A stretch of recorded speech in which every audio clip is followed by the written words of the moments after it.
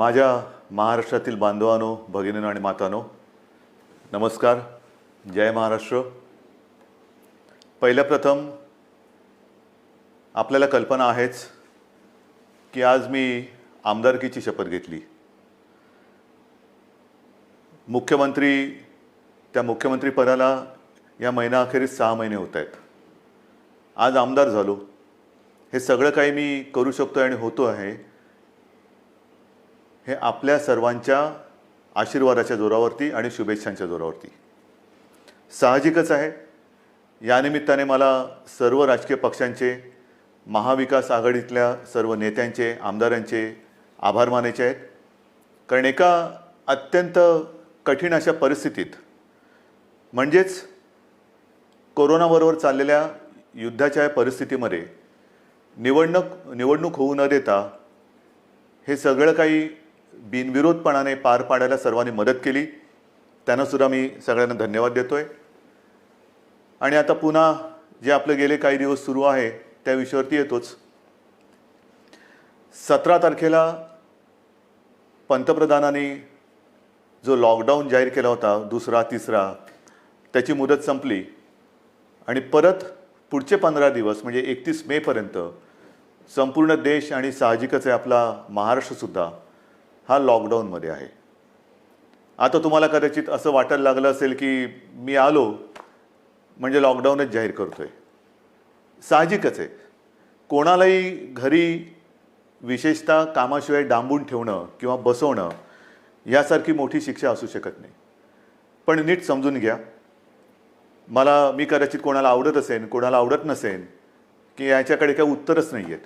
हे लॉकडाऊन किती दिवस चालणार, किती काळ लॉकडाऊनमध्ये राहणार, याला काही उत्तर आहे की नाही, हा जो काही चक्रव्यूह आहे हा आपण भेदणार आहोत की नाही, उत्तर कोणाकडेच नाही आहे. जगामध्ये कोणाकडे उत्तर नाही आहे, आपल्या देशातसुद्धा कोणाकडे उत्तर नाही आहे. आणि हे आता सगळ्यांना माहिती झालेलं आहे की जेव्हा एखाद्या युद्धात, विशेषतः ह्या युद्धामध्ये, युद्ध हे नेहमी शस्त्रांनीच लढलं जातं. इकडे आपल्याकडे शस्त्र नाही आहे.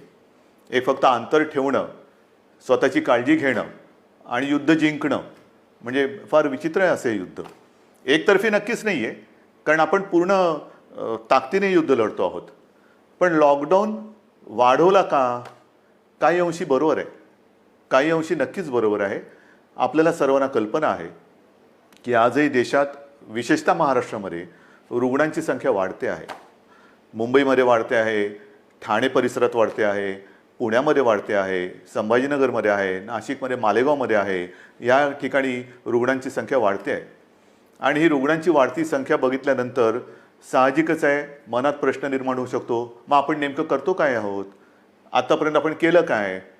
मी गेल्याही वेळेला आपल्याला सांगितलं होतं की एक गोष्ट नक्की, की जी काळजी आपण मार्चपासून घ्यायला लागलो, जवळपास आपण कर्फ्यू, संचारबंदीपर्यंत आलो होतो आणि त्याच्यानंतर देशभरात लॉकडाऊन जाहीर केला गेला.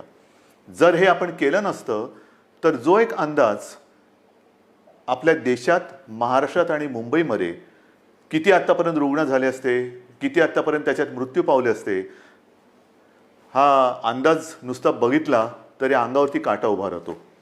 आणि म्हणून मी मागेही आपल्याला म्हटलं होतं की अजूनही शृंखला आपण तोडली जरी नसली तरी एक गोष्ट नक्की, की त्याच्या वाढीवरती, गुणाकारावरती नियंत्रण आपण हे नक्की ठेवलेलं आहे. गतिरोधक म्हणून हा जो काही लॉकडाऊनचा काळ आहे त्याचा आपल्याला नक्की उपयोग झालेला आहे.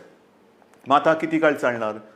नुसता लॉकडाऊनकडे बघून चालणार नाही आहे. रेड, ऑरेंज, ग्रीन, रेडमध्ये सुद्धा कंटेनमेंट एरिया, हे असे जे काही आपण विभाग केलेले आहेत. ग्रीन झोनमध्ये आपण हळूवारपणाने जवळपास सगळं काही उघडायला परवानगी दिलेली आहे, ती अजूनही देत आहोत. आणखीनही तिथले निर्बंध हे येत्या काही काळामध्ये आपण आणखीन शिथिल करतो आहोत. ऑरेंज झोनमध्ये सुद्धा ही शिथिलता आणलेली आहे. रेड झोनमध्ये विशेषतः कंटेनमेंट एरिया आहे, तिथे मात्र अजूनही आपल्याला शिथिलीकरण करणं हे परवडणार नाही, नक्कीच नाही आहे. उद्योगधंद्याच्या बाबतीत काय आहे? मी मुद्दाहून आज आपल्यासमोर थोडेसे आकडेवारी सांगणार आहे. काय काय झालेलं आहे, किती काय केलेलं आहे. पहिल्या प्रथम आरोग्यविषयक काय झालेलं आहे, नंतर उद्योगधंद्याच्या बाबतीत काय करतो आहोत. उद्योगधंद्याच्या बाबतीमध्ये सुद्धा तुम्हाला मुद्दामून मला सांगायचं आहे की नुसतं लॉकडाऊन नाही वाढवत आहोत, आपल्याला ही तारेवरची कसरत करायची आहे आणि ती करतो आहोत. एका बाजूला सुरक्षित राहण्यासाठी लॉकडाऊन म्हणजे सगळं काही थोडक्यात बंद, आणि दुसऱ्या बाजूला हळुवारपणाने काही गोष्टी आपण उघडतो. आजपर्यंत राज्यामध्ये साधारणतः 50,000 उद्योग सुरू करायला आपण परवानगी दिलेली आहे. हा आजचा आकडा आहे. आणि ह्या 50,000 उद्योगामध्ये जवळपास साधारणतः 5-1 लाख मजूर हे काम करायला लागलेले आहेत. तसं बघितलं तर राज्यामध्ये 70,000 उद्योग सुरू करायला आपण परवानगी दिलेली आहेच, पण 50,000 उद्योग हे प्रत्यक्ष सुरू झालेले आहेत. आपल्याला कदाचित हा जो काय एक रेड झोनमधला बेल्ट आहे, म्हणजे मुंबई, पुणे आणि त्याच्या आजूबाजूचा परिसर, इथे जे आपण राहतो आहोत, किंबहुना उदाहरणतः संभाजीनगर असेल, ज्या महापालिका आहेत त्यांच्या परिसरामध्ये आपण हे निर्बंध जरा कडक ठेवलेले आहेत, म्हणून आपल्याला ते जाणवत नाही आहे. पण ह्या विभागामध्ये आपण उद्योगधंद्यांना परवानगी दिलेली आहेच, नक्की दिलेली आहे. हे करताना खास करून मला उद्योगांसाठी काही गोष्टी जाहीर करायच्या आहेत. कारण सगळीकडे आता एक ठप्प, म्हणजे ज्याला आपण म्हणतो ना, पॉजचं बटन दाबलं गेले, जगच असं पॉज झालेलं आहे, सगळं ठप्प, काहीच होत नाही आहे, इकडची गाडी तिकडे होत नाही आहे. असं वातावरण असताना उद्या जे काय आपल्याला एक भरारी घ्यायची आहे, नक्की घ्यायची भरारी घेणारच, कोणत्याही परिस्थितीत घेणार, तिकडे अजिबात मागे पुढे बघणार नाही.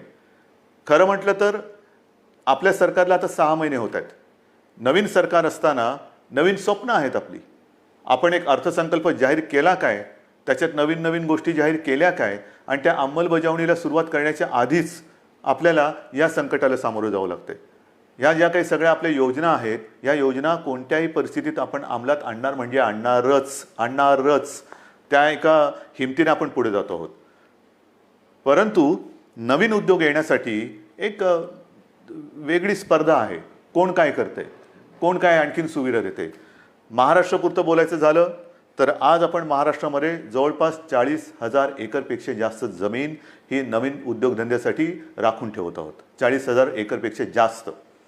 त्याचप्रमाणे नवीन उद्योजक जे येणार आहेत, नवीन उद्योग जे परदेशातून येतील, किंवा आपले काही उद्योजक आपले नवीन लोक काही नवीन उद्योग सुरू करू इच्छित असतील, ग्रीन इंडस्ट्रीज ज्याला आपण म्हणतो, म्हणजे प्रदूषण न करणाऱ्या इंडस्ट्रीज किंवा उद्योग, त्यांच्यासाठी सुरू करताना कोणत्याही अटीतटी त्यांना आपण ठेवणार नाही. परवानगीशिवाय तुम्ही उद्योग सुरू करा, फक्त अट एक, प्रदूषण करायचं नाही, अजिबात करायचं नाही. प्रदूषण करू नका, चला उद्योग सुरू करा, या आम्हाला पाहिजे, महाराष्ट्र तुमची वाट बघतोय. महाराष्ट्र हा नेहमी एक उद्योगशील आहे, सुधारणावादी आहे, म्हणून आपण नवीन जे उद्योजक येत आहेत त्यांच्यासाठी या अटीतटीचा सामना त्यांना करायला लागणार नाही, असं धोरण आपण बनवलेलं आहे. या नवीन उद्योजकांनो, या महाराष्ट्रामध्ये या. त्याचबरोबरीने साधारणतः पुढचे काही दिवस, म्हणजे असं म्हणतात की ह्या कोरोनानंतर जग बदललं जाणार आहे, नक्कीच बदललं जाईल. कदाचित हे नवीन उद्योजक येणार असतील, ते म्हणतील आम्ही येऊ इच्छितो, पण आम्हाला तुमच्याकडे जमीन विकत घ्यायला आत्ता आम्हाला परवडणार नाही. ठीक आहे, तुम्ही या, भाडेतत्वावरती जमीन तुम्हाला देतो, भाडेतत्वावरती जमीन देतो, या, तुम्हाला मूलभूत सुविधा असतील त्या तुम्हाला देतो, अटीतटीचा सामना तुम्हाला करावा लागणार नाही. पण या राज्यामध्ये नवीन उद्योग पर्व आपण सुरू करू. आणि त्याचबरोबरीने मला एक सांगायचं आहे की आत्तापर्यंत जिथे हे उद्योग आपण सुरू केलेत, आणि असं काही नाही आहे की रेड झोन म्हटल्यानंतर आता आयुष्य आपलं रेड झोनमध्ये जाणार आहे, नाही. आपल्यासमोर 2 मोठी आव्हानं आहेत, नक्कीच आहेत. एक म्हणजे जिथे या कोरोनाचा प्रादुर्भाव नाही असा ग्रीन झोन, तो ग्रीन झोन हा आपल्याला कोरोना विरहित ठेवायचा आहे, हे मोठं आव्हान आहे. तिकडे एकसुद्धा रुग्ण ग्रीन झोनमध्ये आपल्याला आता येऊ द्यायचं नाही, किंबहुना नवीन केस तिकडे आता आपल्याला तयार आपण काय असं घर बसल्या कोविड तयार करत नाही, पण होऊ द्यायची नाही आहे. त्याच्यामुळे ग्रीन झोन हा ग्रीन झोन म्हणून मेंटेन करणं, आणि रेड झोन जो आहे तो रेड झोन हा लवकरात लवकर ग्रीन झोनमध्ये त्याचं रूपांतर करणं. म्हणजे रेड झोनसुद्धा आपल्याला हळूहळू हा ग्रीन झोनमध्ये आणायचा आहे. आणि म्हणून जिथे जिथे ग्रीन झोनमध्ये आपण उद्योगधंद्यांना परवानगी दिलेली आहे, अनेक ठिकाणी आपण बघतो आहोत की कामगारांची आता उणीव आहे. कामगार हे बरेचसे परराज्यातले निघून गेलेले आहेत. मला खास करून माझ्या महाराष्ट्राच्या भूमिपुत्रांना सांगायचं आहे, जसं आजपर्यंत तुम्ही महाराष्ट्रासाठी, महाराष्ट्र सुरक्षित ठेवण्यासाठी सरकारचं ऐकलत, घरामध्ये राहा, सुरक्षित राहा, ही एक आपली त्याच्यातले एक घोषवाक्य होतं. आतापर्यंत तुम्ही घरात बसलात आणि महाराष्ट्र वाचवलात. आता जिथे जिथे ग्रीन झोन आहे, तुम्ही एका आत्मनिश्चयाने बाहेर पडलं पाहिजे की मी माझा महाराष्ट्र पुन्हा एकदा उभा करणार. मी जसा महाराष्ट्र वाचवलेला आहे, मी म्हणजे तुम्ही, मी एकटा नाही, तुम्ही. महाराष्ट्र आजपर्यंत आम्ही सुरक्षित ठेवला. या कोविडच्या प्रादुर्भावापासून हा जो ग्रीन झोन आहे तो सुरक्षित ठेवला. आता या ग्रीन झोनमध्ये जे उद्योग सुरू झालेले आहेत त्या उद्योगांना जर मनुष्यबळ कमी पडत असेल तर माझा महाराष्ट्र हा अगदी मोदीजींच्या भाषेत आत्मनिर्भर करण्यासाठी मी स्वतःहून आता पुढे येत आहे. या पुढे या. जे उद्योग आहेत, उद्योग सुरू झालेत, त्यातली ही संधी आहे. ही संधी तुम्ही घ्या. संधी वाया दवडू नका. या सगळेजण समोर या. उद्योग सुरू करू आपण. महाराष्ट्र उभा करू आपण. एक जगासमोर एक उदाहरण ठेवू की हा महाराष्ट्र खरंच लढवय्यांचा आहे. हा संकटाला भीत नाही. संकटामध्ये सुद्धा मर्दासारखा सामोर जातो. तो हा शिवरायाचा महाराष्ट्र आहे. म्हणून मला जे ग्रीन झोनमध्ये आहेत आणि जिथे जिथे उद्योगधंदे सुरू झालेत पण मनुष्यबळ कमी पडत असेल तिथे मला आज भूमिपुत्रांची गरज आहे. भूमिपुत्रांनो पुढे या. ही आपली भूमी आहे, आपला महाराष्ट्र आहे. पुढे येऊन आपला महाराष्ट्र हा आपल्या पायावरती आपण उभा करू. हा निश्चय फार महत्त्वाचा आहे. हे उद्योगधंद्याचं झाल्यानंतर महत्त्वाचा मुद्दा काय आहे की आरोग्यविषयक काय. कारण अजूनही जे काही जणांना असं वाटतंय की हे एक अशीच भीती आहे, फ्लू काय, सर्दी आहे, खोकला आहे, होतो जातो, आजपर्यंत काय कोणाला झालं नाही. झालं ना. पण विशेष म्हणजे आत्तापर्यंतचा जो फ्लूचा एक भाग आहे त्याच्यात सुद्धा जसं स्वाईन फ्लू एक आहे त्याला औषध आलेलं आहे. पण ह्या कोरोनावरती अजूनही औषध आलेलं नाही. तोच एक मोठा धोका आहे. मी उगाच तुम्हाला आकडे सांगून काय घाबरवण्याची माझी इच्छा नाही, अजिबात नाही आहे. तुम्हाला भीती घालण्यासाठी मी आलेलो नाही आहे. पण मुंबईमध्ये जेव्हा आपण सुरुवात केली त्यावेळेला जी परिस्थिती होती ती परिस्थिती बघितल्यानंतर आजची जी परिस्थिती आहे, आपण काय काय आरोग्य सुविधा केलेल्या आहेत. आपण तुम्हाला कल्पना असेल गेल्याही वेळेला मी बोललो होतो आणि आज तर संध्याकाळी मी जाऊन आलो. मी होतो, उपमुख्यमंत्री होते, बाळासाहेब थोरात होते, एकनाथ शिंदे होते, आदित्य पण होता बरोबर, आपले मुख्य सचिव होते, महापालिका आयुक्त होते आणि विशेष म्हणजे तिथे आपले आर ए राजीव जे MMRDA म्हणजे मुंबईतली मेट्रोचं काम आता जे अत्यंत चांगल्या पद्धतीने पुढे नेत आहेत, त्यांनी गेल्या 10-12 दिवसामध्ये ही सुविधा मुंबईकरांसाठी तिकडे उभारलेली आहे. आज तिकडे जवळपास 1000 बेड्सचं एक चांगलं कोविड केअर सेंटर हे आपण उभं केलेलं आहे. येत्या 1-2 दिवसात त्याचा वापर सुरू होईल. मुंबईमध्ये ठिकठिकाणी, मी मुंबईपुरतं बोलतो, मुंबईमध्ये नंतरचं पुढचं मी बोलणारच आहे, पण मुंबईमध्ये ठिकठिकाणी म्हणजे असं बांद्रा कुर्ला कॉम्प्लेक्स संकुल आहे तिथे आणखीन 1000 बेड्स वाढवतो आहोत. गोरेगावचं एक्झिबिशन ग्राउंड आहे तिकडे वाढवतो आहोत. रेसकोर्सवरती त्या पार्किंगमध्ये होतं आहे. वरळीला डोममध्ये तर सुरू केलेलाच आहे. आणखीन 1-2-3 ठिकाणी मुलुंड चेक नका आहे, ठाण्यामध्ये आहे. हे आता नुसतं कोविड केअर सेंटर म्हणून नाही राहणार. या सगळ्या जम्बो फॅसिलिटी ज्याला म्हणतो, या जम्बो फॅसिलिटीमध्ये जे आवश्यक लागतं ते तिकडे आपण करणार आहोत. म्हणजे विशेषतः सगळ्यांनाच काही व्हेंटिलेटरची आवश्यकता लागत नाही, पण अनेक जणांना ऑक्सिजनची आवश्यकता लागते. म्हणून ह्या सगळ्या सुविधांमध्ये ऑक्सिजनची सुविधा असणाऱ्या बेड्स हे आपण जास्तीत जास्त करतो आहोत. त्याचप्रमाणे काही ठिकाणी आपण अतिदक्षता विभागात म्हणजे ICU बेड्स हे सुद्धा उपलब्ध करत आहोत. ICU बेड्स म्हणजे हॉस्पिटलमध्ये तर आपण ते वाढवतोच आहोत, पण हॉस्पिटलच्या बाहेर ही जी काय आपण रुग्णसेवा किंवा सेंटर्स उभी करतो आहोत त्याच्यामध्ये सुद्धा ICU बेड्सची सोय आपण करतो आहोत. कदाचित ही काय अभिमानाची गोष्ट नाही, पण समाधानाची नक्की आहे की इतरत्र कुठेही नसेल अशी आरोग्य सुविधा आपण इथे निर्माण केलेली आहे आणि ती आरोग्य सुविधा आणखीन आपण पुढे वाढवत नेत आहोत. महाराष्ट्रामध्ये बोलायचं झालं तर महाराष्ट्रात आज मी आकडे घेऊनच बोलतोय. साधारणतः 1484 कोविड केअर सेंटर्स आहेत. 2,48,000 बेड वगैरे आहे, पण साधारणतः 2.5 लाख रुग्णशय्या ह्या आयसोलेशन म्हणजे ऑक्सिजनसह ह्या आज महाराष्ट्रामध्ये आपण उपलब्ध करत आहोत.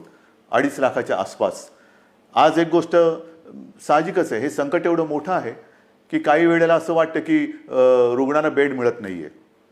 याचं कारण रुग्णांची थोडीशी संख्या ही वाढती अशी वाटत असली तरी देखील आज आपण स्वयंपूर्ण होण्यासाठी किंबहुना पुढच्या महिन्यात साधारणतः किती रुग्ण होऊ शकतील ह्याची एक दक्षता घेऊन आपण हीही सुविधा वाढवतो. डॉक्टर्स येत आहेत, नर्सेस येत आहेत. मध्यंतरी मी आपल्याला माहिती आहे कोविड योद्धा म्हणून सगळ्यांना एक आवाहन केलं होतं. त्याच्यात सुद्धा काही हजार लोक म्हणजे महिला पुरुष हे मदतीसाठी धावून आलेले आहेत. मला अजूनही पाहिजेत. ह्याचं कारण का? कारण नवीन सुद्धा जे आलेले आहेत ते आणि आत्ता आहेत ते, जसं गेल्या वेळेला मी आपल्याला बोललो होतो की पोलीस थकत आहेत, पोलीस आजारी पडत आहेत. काल परवा एका चांगल्या अधिकारीचा मृत्यू झालेला आहे. त्याच्यानंतर गडचिरोलीमध्ये नक्षलवाद्यांशी लढता 2 पोलीस आपले तिकडे शहीद झालेले आहेत. हे सगळे ताणतणाव आहेत आणि ह्या ताणतणावामध्ये हे लोक आजारी पडण्याची वाट न बघता, मला तर कोणीच आजारी पडायला नको आहेत, आजारी पडण्याची वाट न बघता ह्यांना वेळोवेळी जर का आपण विश्रांती देत गेलो तर आपण सहजगत्या या संकटावरती मात करू शकू. म्हणून मला अजूनही कोविड योद्धा पाहिजेत. ज्यांची रुग्णसेवा करण्याची इच्छा आहे, तयारी आहे, त्यांनी सगळ्यांनी ह्या युद्धामध्ये स्वतःहून पुढे आलं पाहिजे. याचं कारण असं की आज देखील मुंबई असेल, ठाणा असेल, पुणा असेल, संभाजीनगर ह्या ज्या काही महापालिका आहेत तिकडे नाही म्हटलं तरी जो आपण कंटेनमेंट एरिया म्हणतो, म्हणजे जिथे एखादा रुग्ण सापडला तर त्याच्या आसपासचा काही परिसर आपण सील करतो. मग एक आपण साधारणतः शोध घेतो की याच्या अतिशय निकटच्या संपर्कात कोण आलेले आहेत, मग त्यांची चाचणी घेतो आणि त्याच्यानंतर आपण मग त्यांना क्वारंटाईनमध्ये किंवा लक्षणं जर असतील किंवा लक्षणं नसतील मग टेस्ट घेऊन त्यांना आपण आयसोलेशनमध्ये ठेवतो. किंबहुना जर लक्षणं असतील तर त्यांच्यावरती उपचार सुरू करतो. एका गोष्टीचं मला एक मुद्दाहून तुम्हाला मला आकडा द्यायचा आहे की आज आपण एक आकडा बघत असतो की महाराष्ट्रामध्ये किती रुग्ण आहेत, मुंबईमध्ये किती रुग्ण आहेत. महाराष्ट्राचा आकडा तुम्हाला माहिती आहे, मुंबईचाही तुम्हाला माहिती आहे, पण ह्याच्यामध्ये रोजचा वाढणारा आकडा आपण बघतो, त्यातून बरे होऊन घरी जाणारा आकडा आपल्या लक्षात येत नाही आहे. म्हणजे साधी गोष्ट आहे, जर का मुंबईपुरतं बोलायचं झालं तर साधारणतः मुंबईमध्ये आज 19,967 रुग्ण पॉझिटिव्ह आहेत. पण हा 19,500चा जो काय आकडा आहे त्याच्यामधले साधारणतः 5,000 रुग्ण हे बरे होऊन घरी पण गेलेले आहेत. म्हणजे 19,000 वजा 5,000 झाले. दुर्दैवाने काही मृत्युमुखी पडलेले आहेत. याचा अर्थ असा की लवकर जर का आले आणि व्यवस्थित त्यांच्यावरती उपचार केला गेला तर बरे होऊन घरी जाणारे रुग्णसुद्धा आहेत. काही रुग्ण तर मी मागेही आपल्याला बोललो होतो की 80% आसपास रुग्ण हे असेही आहेत की ज्यांच्या टेस्ट पॉझिटिव्ह येतात पण त्यांना कोणतीही लक्षणे दिसत नाहीत. असे रुग्णसुद्धा आहेत. तर ह्या सगळ्या गोष्टीचा विचार करून आपण आरोग्य सुविधा वाढवतो आहोत, ॲम्ब्युलन्सेस वाढवतो आहोत. संपूर्ण महाराष्ट्रभर जिथे जिथे आवश्यकता आहे तिथे तिथे आपण ह्या आरोग्याच्या सुविधा वाढवत आहोत. आणि एका बाजूला या आरोग्य सुविधा वाढवत असताना उद्योगधंद्यांच्या बाबतीत सुद्धा मी सांगितलं की 50,000च्या वरती उद्योगधंदे सुरू झालेले आहेत. म्हणजे असं काही नाही की सगळं काही ठप्प होऊन बसलेलं आहे. जे अनेक जण मला विचारतात की काय हो मग हे तुम्ही लॉकडाऊन उठवत नाही, किती काळ असं बसायचं. मगाशी मी तुमच्याशी बोलत होतो, ह्याच्यात काय आहे, नुसतं सर्दी खोकला ताप तर येईल, आणखीन काय होईल, फ्लू काय कोणाला होत नाही, असं नाही आहे. जे गांभीर्य आहे ते या गोष्टीचं हेच आहे की जे गंभीरपणाने आजारी पडतात त्यांच्यावरती इलाज नाही आहे. आणि एक क्षण असा धरून चाला की आपण लॉकडाऊन उठवून टाकतो लॉकडाऊन आजपासून. या सगळेजण इकडे तिकडे ये जा करा, काही करा. ही साथ जर का पसरली तर इतर देशामध्ये काय काय होते, ब्राझीलमध्ये काय झालं, ब्रिटनमध्ये काय झालं, अमेरिकेत काय चाललेलं आहे, इटलीमध्ये काय चाललेलं आहे, काय झालेलं आहे. मला हे कोणत्याही परिस्थितीत महाराष्ट्रात होऊ द्यायचं नाही आणि मी होऊ देणार नाही, अजिबात होऊ देणार नाही. मी टीकेचा धनी होईन. मी तुम्हाला मागेही बोललेलं आहे, महाराष्ट्रासाठी वाईटपणा घ्यायला माझी तयारी आहे, पण जे जे मला पटतं ते महाराष्ट्राच्या हिताचं मी करणार म्हणजे करणारच. आणि म्हणून जो रेड झोन आहे तिकडे मी अजूनही उद्योगधंदे पूर्णपणे उघडायला का देत नाही आहे की क्षणभर धरून असं धरून चाला की उद्योगधंदे उघडले आणि ही साथ त्यांच्यात घुसली. आजच मजूर आपापल्या घरी निघून गेलेले आहेत. म्हणजे उद्योगधंदे सुरू होतील आणि त्या मजुरांमध्येही साथ जर घुसली तर काही तर जीवानिशी जातीलच, आजारी तर पडतीलच. आणि मग त्यावेळेचा अघोषित जो लॉकडाऊन असेल तो किती काळ चालेल त्याचं उत्तर आपल्याकडे कोणाकडे नसेल. मग त्या लॉकडाऊनची वाट बघायची का आत्ता जे काही आपण हे संकट नाही म्हटलं तरी त्याचा वेग मंदावून रोखून ठेवतो आहोत, त्याचा पूर्ण अंदाज घेऊन हळूहळू टप्प्याटप्प्याने एक एक गोष्टी उघडत जायचं, हा विचार आपण करायला पाहिजे आणि तो आपण करतो आहोत. आणि तो जर का आपण करत नसतो तर तुम्ही एवढे सगळे जण या सरकारच्या सोबत राहिल्याच नसतात. इतर राज्यांमध्ये जाणारे जे मजूर आहेत त्या सगळ्या मजुरांची आजपर्यंत आपण अगदी व्यवस्थित काळजी घेत होतो आणि घेतली. दिवसातनं मी तुम्हाला सांगितलं की किमान 5.5-6 लाख मजुरांना आपण दिवसातनं 3 वेळा हे जेवण देतो. म्हणजे सकाळीचा नाश्ता ब्रेकफास्ट आणि दुपारचं आणि रात्रीचं जेवण, त्यांच्यासाठी आपण या सगळ्या योजना करत होतो. पण बरेच जण असं म्हणायला लागले की आम्हाला घर जाना आहे, गाव जाना आहे. तेव्हाही मी त्यांना वचन दिलं होतं की तुम्ही चिंता करू नका, आम्ही इतर राज्यांशी बोलतो आहोत, केंद्राबरोबर बोलतो आहोत. जसजशी सोय होईल तसतसं आम्ही तुम्हाला तुमच्या घरी तुमच्या राज्यात पाठवण्याची सोय करतो आहोत आणि ते पाठवल्याशिवाय आम्ही राहणार नाही. आणि त्याच्याप्रमाणे आज जवळपास मला वाटतं 5-1 लाख मजुरांना आपण ट्रेननी आणि बसेसनी हे इतर राज्यात अत्यंत नियंत्रित पद्धतीने हे पाठवलेलं आहे, कुठेही खळखळ होऊ न देता. पण मला एक काय सांगायचं आहे की हे सगळे जे काही इतर राज्यातले मजूर आहेत, रस्त्यावरनं चालत आहेत, अजूनही काही ठिकाणी आहेत. कशाला चालता? क्यों चल रहे? आपके लिए हम पूरी कोशिश नहीं, शुरुआत तो हुई है. ट्रेन से आप जा रहे हैं घर, बस से जा रहे हैं, तो ऐसे रास्ते पे मत चलो, रास्ते पे नहीं चलना. बीच में कोई फिर एक्सीडेंट कभी होता है, क्यों कर रहे हो ये सारी चीज़ें? आपके लिए हर एक राज्य के लिए ट्रेन की सुविधा शुरू हो गई है, बस की सुविधा शुरू हो गई है. आप जहाँ भी हो वहीं पर रुके. हमारे पूरे स्टेट में अलग अलग जिलों में, डिस्ट्रिक्ट में कलेक्टर्स हैं, उनके सब साथी हैं, आपका इंतज़ाम वो कर रहे हैं, ठीक से कर रहे हैं. और जब भी ट्रेन की सुविधा, जैसे रोज़ाना कुछ ट्रेन चल रही है, कुछ उत्तर प्रदेश में जा रही है, बिहार में चल रही है, पश्चिम बंगाल में जा रही है, राजस्थान जा रही है, गुजरात जा रही है, जैसे जैसे वो आती जाएगी हम आपको भेज रहे हैं. बेताब ना होना, काही गरज नाही आहे. तुम्हाला आम्ही पूर्णपणे सुरक्षितपणाने तुमच्या राज्यात आम्ही सोडतो आहोत. आणि आजपर्यंत मी म्हटलं ना की एवढे मजूर हे महाराष्ट्रातून त्यांच्या राज्यात गेलेत, त्यांच्या घरी पोचलेत, बसेसने आपण पाठवलेले आहेत. आणि विशेष म्हणजे त्यांच्याकडनं आपण कुठेही तिकीट्स नाही घेतलेली. मुख्यमंत्री सहायता निधीतून त्यांचा खर्च केलेला आहे. काही संस्था पुढे आलेल्या आहेत, त्यांनी त्यांचे पैसे दिलेले आहेत. त्यांना हे, कारण हे गरीब आहेत, काम करणार आहेत, तळहातावरती पोट असणार आहेत. तळहातावरती पोट असल्यानंतर जर त्यांची रोजची मेहनत ही होणार नसेल किंवा काम मिळणार नसेल तर यांच्याकडे तिकिटाचे पैसे कुठून येणार? म्हणून त्यांना आपण आपल्या सरकारच्या माध्यमातून, सरकारच्या खर्चाने आपण त्यांना पाठवतो आहोत. हे झालं त्या राज्यात जाणाऱ्या लोकांचं. मग आता मी येतो माझ्या आपल्या राज्यातल्या लोकांकडे. मुंबई म्हटल्यानंतर साहजिकच आहे, कोकण आणि पश्चिम महाराष्ट्र इथे राहणारे लोक खूप आहेत. तेही मागे लागलेत. हे काय तुम्ही त्या राज्यातल्या लोकांना पाठवता, आम्ही काय केलंय, आम्हाला कधी घरी पाठवणार? अरे तुम्ही तर आपले आहात. आजपर्यंत तुम्ही सहकार्य केलेलं आहे, तुम्हालाही हळूहळू मी पाठवतो घरी. पण आज थोडे अस्वस्थ नका होऊ. कारण आजपर्यंत कोकण म्हटल्यानंतर मला माहिती आहे, हा आंब्याचा सीझन, काजूचा सीझन, सगळा एक कोकण म्हणजे गंमत असते. ह्या मोसममध्ये कोकणात जाणं, फणस आहे, मजा असते. कोकणामध्ये जाणं हे या दिवसात सुट्टी, मग कोणाचे आजी आजोबा असतील, कोणाचे मामा मामी असतील, काका काकी असतील, सगळे नातेवाईक असतात, त्यांच्याकडे जायचं, गावातल्या घरात राहायचं, आंबे खायचे, गंमत असते. पण ह्या उन्हाळ्यात ती गंमत नाही आहे. मी आपल्याला सगळ्यांना मुद्दामून एक विनंती करतो की कृपा करून आपण तरी रस्त्यावरनं किंवा इकडून तिकडून असे जाऊ नका. कारण मुंबईमध्ये आपण काळजी घेतो आहोत, प्रत्येक जिल्ह्यात आपण काळजी घेतो आहोत, पण प्रत्येक जिल्ह्यात आरोग्य सुविधा ज्या आहेत त्यांची एकूण जर का मर्यादा बघितली, आणि काही जिल्हे हे कोविड मुक्त आहेत, आज सुद्धा तिकडे प्रादुर्भाव झालेला नाही, ते आपल्याला तसेच ठेवायचे आहेत. जर आपल्याला लवकरात लवकर या लॉकडाऊनमधून बाहेर यायचं असेल तर पहिलं म्हणजे जे आपले ग्रीन झोन आहेत, जिकडे कोविडचा प्रादुर्भाव नाही, हे जिल्हे, हे विभाग आपल्याला ग्रीन झोन म्हणूनच ठेवावे लागतील. म्हणून आपण सुद्धा घरी जाताना असेच उठून निघू नका.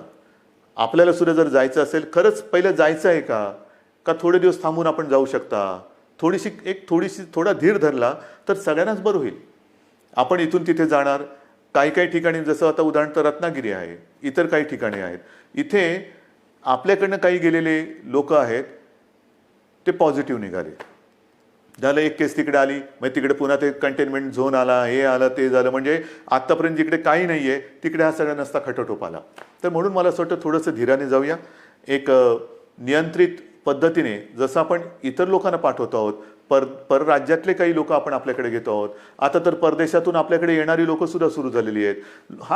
हळूहळू आता जग हालचाल करायला लागलंय. असं काय नाही की सगळे ठप्प बसलेत. परदेशातली लोक आपल्याकडे परत येत आहेत. आपल्याकडची काही जी अडकलेली लोक ती परदेशात त्यांच्या देशात जात आहेत. रोजची थोडी विमानं सुरू झालेली आहेत. पण इथले तिथे आणि तिथले इथे आल्यानंतर क्वारंटाईन म्हणजे विलगीकरण हे फार महत्त्वाचं आहे.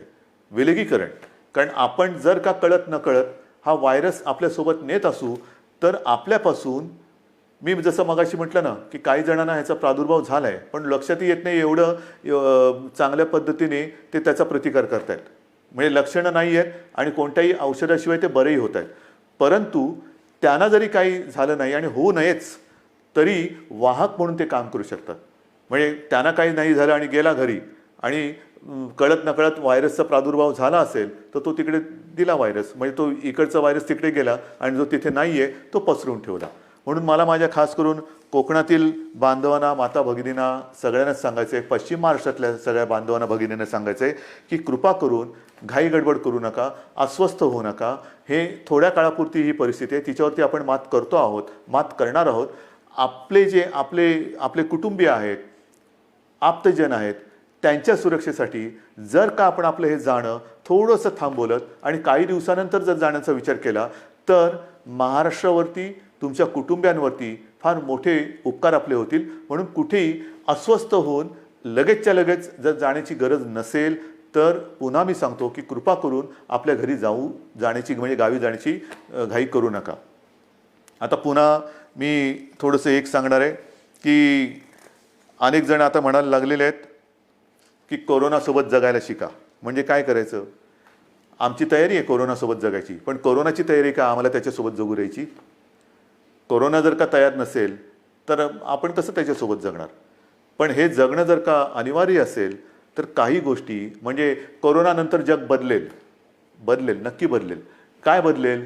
तर कोरोनानंतर आपल्याला जसं आपण म्हणतो ना की आजपर्यंत घरात राहा आणि सुरक्षित राहा, आता आपल्याला नवीन एक वाक्य घ्यावं लागेल.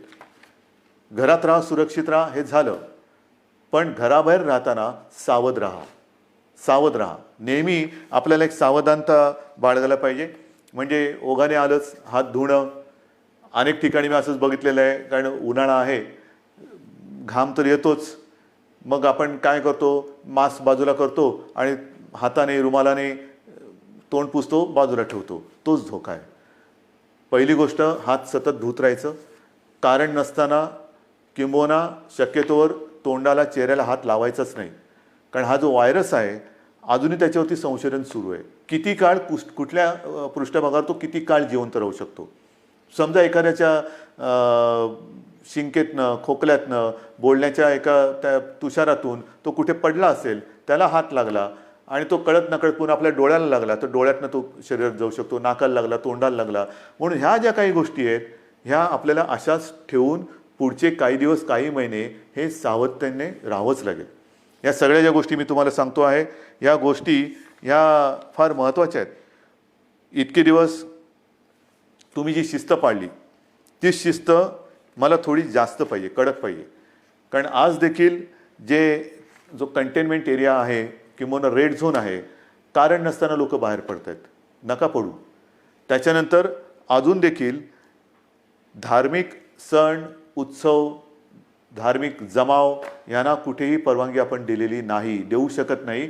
कारण जेवढी गर्दी होईल तेवढा हा धोका अधिक वाढणार आहे, अधिक पसरणार आहे. आणि म्हणून सावध राहामध्ये दोन हात अंतर ठेवून, 2 हात दूर राहिलेलं बरं. तसं 2 हात दूर राहून एकमेकापासून आपल्याला राहायचं आहे. तोंडावरती मास्क तर लावायचा आहे, हात सतत धुवायचे आहेत. आणि सरकारच्या सूचना, म्हणजे 31 तारखेपर्यंत जरी लॉकडाऊन हा असा असला तर ह्या गतिरोधक आहे.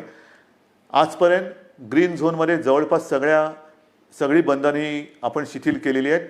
महत्त्वाचा मुद्दा, या ठिकाणी आता हळुवारपणाने काही दुकानंसुद्धा आपण उघडायला परवानगी देऊ येत्या काही काळामध्ये. कोणतीही गोष्ट ही सुरू करण्यापूर्वी आम्ही असं ठरवलं आहे, सरकारने असं ठरवलेलं आहे की जनतेला पूर्ण कल्पना द्यायची. कारण काही गोष्टी तुम्हाला कल्पना आहे, आपण उघडायला परवानगी दिली आणि ही जी काही झुंबड उडाली पुन्हा सगळं बंद करावं लागलं. काही देशांमध्ये हेही झालेलं आहे की लॉकडाऊन उठवला झुंबड उडाली, साथ वाढल्यानंतर पुन्हा सगळं बंद करावं लागलं. तसं नाही करायचं. आपल्याला शांतपणाने एखादी गोष्ट आपण सुरू करू, ती सुरूच ठेवायची. एखादी गोष्ट म्हणजे जसं मार्केट असेल, दुकानं असतील, आणखीन काही गोष्टी असतील, उद्योगधंदे असतील, एवढ्या शिस्तीने ते आपल्याला पुढे चालवायचे आहेत की एकदा सुरू केलेली गोष्ट पुन्हा थांबवण्याची वेळ येता कामा नये. आणि म्हणून तुम्हाला मी मध्ये मध्ये सूचना देत राहीन. काही काही गोष्टी सुरू करण्यापूर्वी, जसं आता उदाहरणार्थ आज 18 तारीख गेली, जून महिना म्हणजे शैक्षणिक वर्ष सुरू होणार. अजूनही काही जणांच्या परीक्षा राहिलेल्या आहेत. परीक्षांचं काय करणार, शाळा कशा सुरू करणार, शैक्षणिक वर्ष सुरू कसं करणार, ऑनलाईन सुरू करणार का प्रत्यक्ष शाळा सुरू करणार, हे सगळे मोठे विषय आहेत. मोठे विषय आहेत. आणि कोणत्याही परिस्थितीत शैक्षणिक वर्ष आपल्याला वाया जाऊ द्यायचं नाही, जाऊ देऊच शकत नाही आपण. शाळा कशा सुरू करायच्या, त्याच्यात खबरदारी काय घ्यायची, शिक्षण कसं सुरू करायचं, शाळा कॉलेजेस आली, ॲडमिशन्स आल्या, कशा करायच्या, कुठे आपण काय करू शकतो, याही विषयी आपला विचार सुरू आहे. आणि माझी तर इच्छा अशी आहे की हे जे संकट आहे हे कोणत्याही परिस्थितीत आपल्याला पावसाळ्यापूर्वी संपवायचं आहे. पावसाळ्यापूर्वी हे संपवायलाच लागेल. कारण जून महिना सुरू झाल्यानंतर शाळा कॉलेजेस यांचे प्रवेश, त्यांची शैक्षणिक वर्ष हे सगळं सुरू करावं लागतं आहे. आणि ह्या सगळ्याचा विचार करता मला असं वाटतं, जो वेग मी तुम्हाला मगाशीच सांगितलं, मी आकडे माझ्याकडे आहेत, साधारणतः मे किंबहुना एप्रिल शेवटापर्यंत महाराष्ट्रामध्ये काय रुग्णसंख्या झाली असती, ही संख्या जर का आपण बघितली असती तर थरकाप उडाला असता. मे मध्यामध्ये काय संख्या होऊ शकली असती, काय संख्या होऊ शकते, मे एंडला काय होऊ शकते, हे जे आकडे आपल्यासमोर शक्यता म्हणून येत होते किंवा येत आहेत, ते बघितल्यानंतर हे थरकाप उडवणारे आकडे. पण तिथपर्यंत आपण पोचलो नाही आणि तुम्हाला मी पोचू देणार नाही, अजिबात देणार नाही.